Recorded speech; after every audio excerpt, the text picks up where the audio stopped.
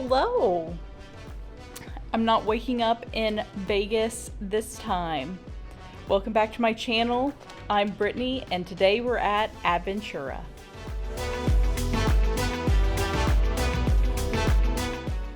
Today we're at Aventura in Orlando. It is a Universal Studios hotel, and we're doing a little bit of a staycation here in Orlando. I've never stayed on Universal Studios property. I don't live too far from here, but I thought it would be fun since we're here doing a special event. So far, I've been pretty impressed with this hotel. Check-in was so smooth last night. The front desk was so nice. We slept okay, but we were pretty tired. I would say the bed lends itself to pretty firm. The pillows are also lacking a little bit of structural integrity. Overall, though, the room is well lit. It's modern. It was very clean. And for a theme park property, you just never know what you're going to get. Sometimes they can get a little ragged. This room shows pretty well no signs of wear that I have seen. I really like that there's no carpet on the floors. That always makes the room feel a whole lot cleaner also. I'll give you a little bit more details on my thoughts on the room and the overall hotel later, but I think we should get some breakfast to start our day. Let's go.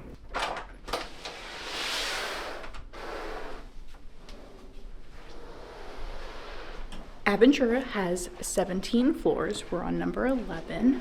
The rooms are a little over 300 square feet. You feel it. They're not too bad. Decently roomy considering that we have a double bedroom. Our view isn't great, but I didn't request a particularly good one. There are 6 elevators and they've been pretty quick. I think coffee is definitely on the horizon. There's a Starbucks here in this hotel, and there is a little food court that sounds really cool. It's called Urban Pantry.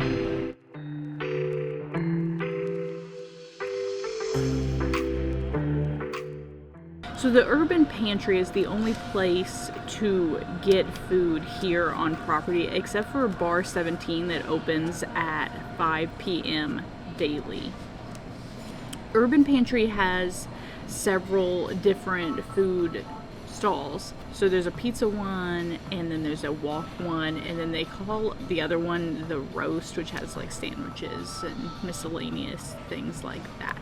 If you want breakfast, you need to be here before 11, and we were a little late today because we had quite the late night last night. Brad grabbed a breakfast sandwich from Starbucks, and I think I'm going to hold out. Always remember that you are only a quick walk or bus ride from City Walk at Universal, and there you can find Voodoo Donuts. Be prepared, if you go to Voodoo Donuts, you're probably going to have to stand in line because a lot of people love them and they have quite the cult following. I got my Starbucks though, and I will hold over for a bit of lunch later on.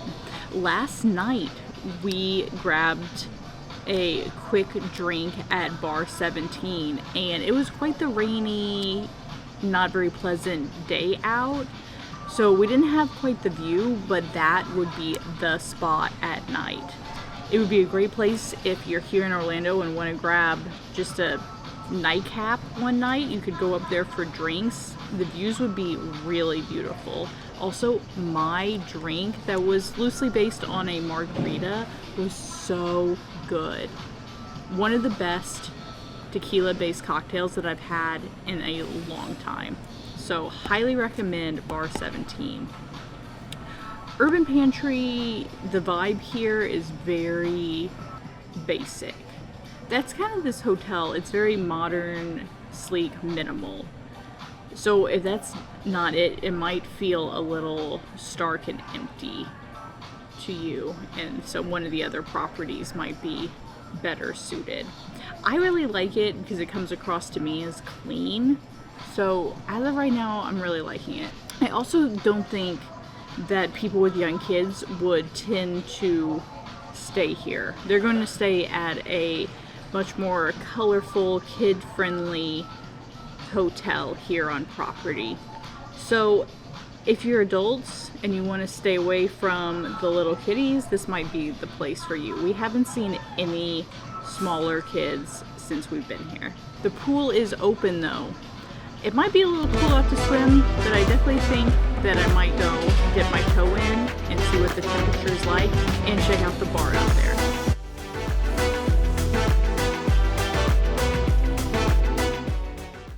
Made our way out to the pool area. It's actually really big considering the size of the hotel. The pool is heated, so that's nice that people can use it year round because it is a little bit chilly out today. There's games out here too, and a little kiddie splash pad. It's a really nice area.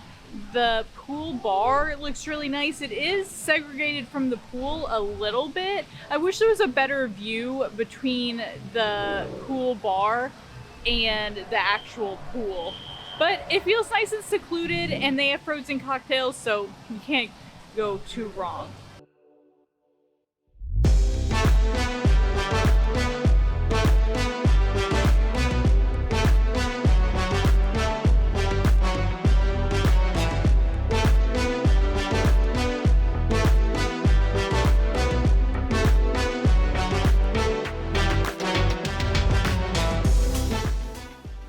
Change of plans. We're over in City Walk. There just wasn't anything that was super appealing for me to eat at the hotel.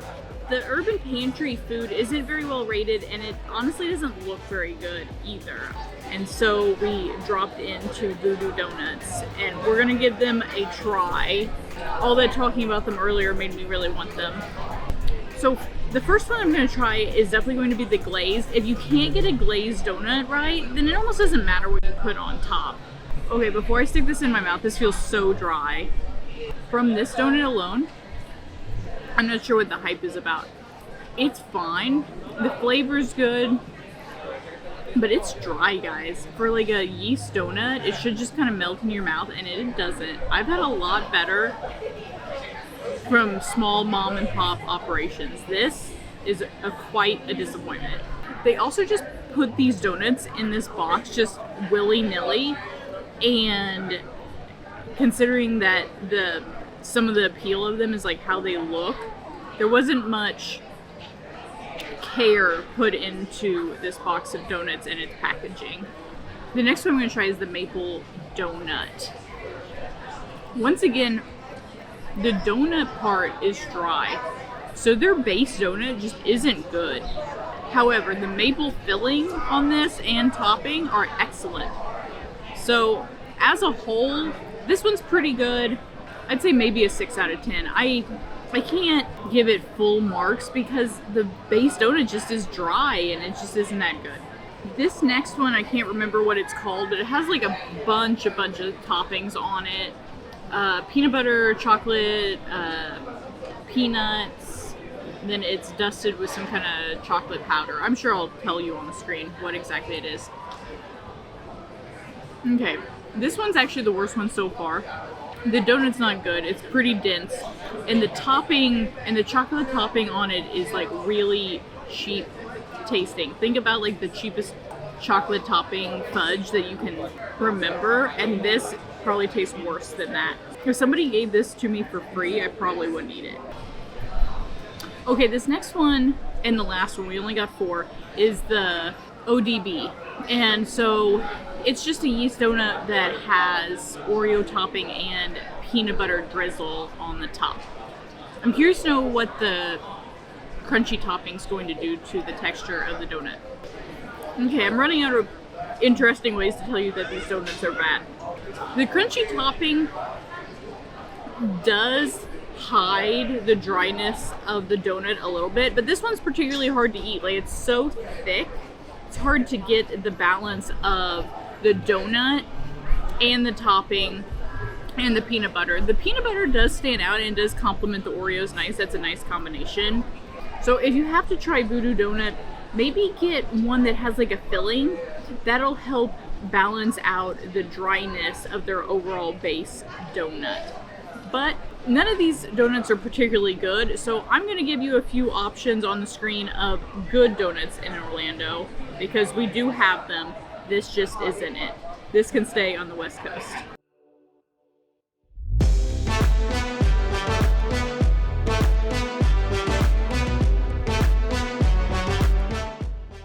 Popping in here with a quick update.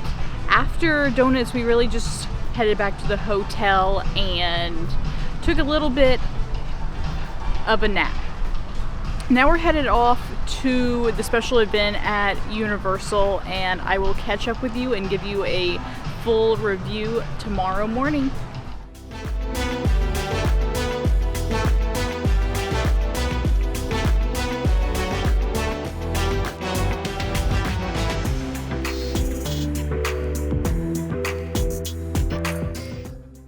Good morning. It's the morning of checkout, and I thought that it's time to give you my final thoughts on Aventura. There's definitely a lot of pros to this hotel. It's clean, the staff was really nice. I think it really stays with its theme. It's very modern. I love the iPad in the room that adjusts the lights, it adjusts the temperature, adjusts the TV.